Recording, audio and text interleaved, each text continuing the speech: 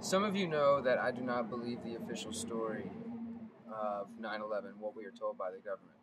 For the past 3 years, I participated in actions in Houston, Washington, D.C., and New York. You can call me a truther, you can call me a conspiracy theorist, whatever, I don't care. At this point, to me, it's obvious that we've been fed plenty of lies about 9/11, so either go do some simple research or get out of the way. 11 years have passed, and we're still feeling the effects of 9/11. TSA groping, wiretapping, spying on citizens, drones, endless war, all of this can be traced back to 9/11 and the global war on terror that was created as a result of this. You know who's really feeling the effects of 9/11 still?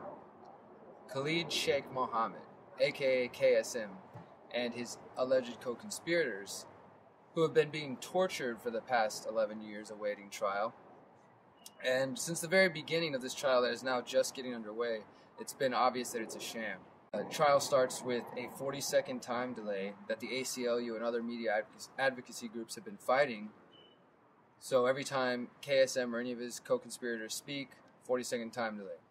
And most recently, a military tribunal judge ruled that anytime him or the other defendants speak of being handled by U.S. personnel, CIA, whoever, it is to be censored from the public record. I mean, this is the hugest trial in the history of terror in the world. You know, like I said, this is responsible for the global war on terror, and they're keeping it a secret from us. So even if it was a possibility that the 40-second time delay would somehow let controversial information get through, now they can definitely censor it just by censoring the very speech, everything that they say. So what they're trying to do is to protect CIA personnel or anyone, you know, related to the United States government who may have tortured these guys for the past 10, 11 years. They're giving them immunity by just censoring it from the record. And the judge is going along with it. The judge is allowing for this to take place. So it's a sad thing to see, and we're obviously not going to see a fair trial with this. And if you think that this is, you know, a Bush-era thing, remember that this is continuing to take place under Obama's watch. And if you think this is just Obama allowing treatment like this because KSM is a terrorist, don't forget about Bradley Manning. And in other 9/11 related news, I have a story here. Andre Rousseau, he's a doctor of geophysics and geology, a former researcher in the French National Center of Scientific Research. He's published 50 papers on the relationships between the characteristics of progressive mechanical waves and geology. Most recently, he published an article showing seismic wave data that correlates to explosives being set off in the Twin Towers, which of course differs from the government story. You can find that on journalof911studies.com. Just another hole in the official government story.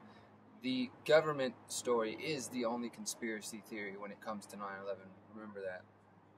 And we don't have all the answers, and we may never have these answers, but it's important for us to continue to ask questions so that the state cannot continue to carry out these false flag events, and at the very least, when and if they do, the people are aware and the people can do something about it. Remember, if you can hear this, you are the resistance. Listen, new Rockefeller, old ambitions. They're all terrorists by their own definitions. Give a little kid a missile in the Middle East. Tell them it's a competition to see who can lift the least. They own television, that's why they don't mention the fact that Tower 7 was controlled demolition. Those in suspicion must be told for attrition, because those sons of bitches were at home in their kitchens. Pulling the mission of the opposition, giving them guns and getting shot by our own ammunition. Turn on your television, because they won't mention the fact that Tower 7 was controlled demolition. You can call me crazy, but go look it up. On 9/11, Tower 7 fell without getting touched. Just so